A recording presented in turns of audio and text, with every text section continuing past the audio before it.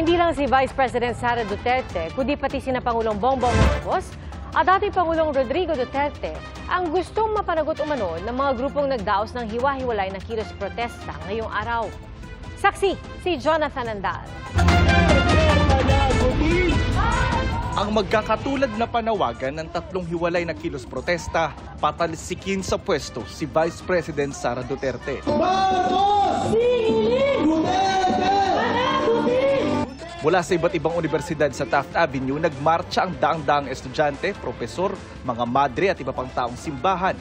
Ang gusto natin dito ay manawagan sa mga taong bayan na kalampagin ang Kongreso na ipa-impeach na si Sara Duterte.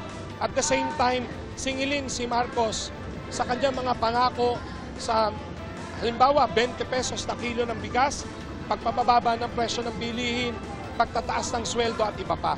Si President Duterte, pinapanagot natin siya sa mga crimes against humanity, sa extrajudicial killings. So panawagan natin kay President Marcos, papuntahin niya na dito ang ICC, ipaaresto na rin si Duterte.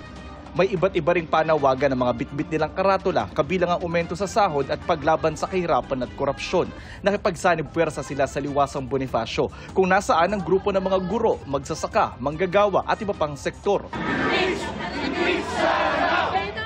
Ang grupo naman sa EDSA gusto ring mapanagot ang bise sa anilay mga ginawa niya kabilang ang paglustay umano sa confidential funds. Ay ang ating panawagan sa ating mga leaders sa House of Representatives, huwag tayong magpadala sa pressure, huwag tayong magpatakot, huwag tayong magpabuli. Aksyonan natin ang impeachment.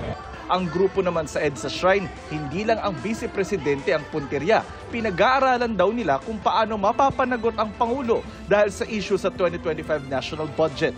Yung 2025 National Budget, naniniwala tayo na ito ay refleksyon ng matinding korupsyon. Talagang prioritize na yung interes ng mga politiko. Hinihingan pa ng reaksyon tungkol dito ang palasyo at kampo ni Vice President Duterte. Para sa GMA Integrated News, ako si Jonathan Andal, ang inyong saksi. Mga kapuso, maging una sa saksi.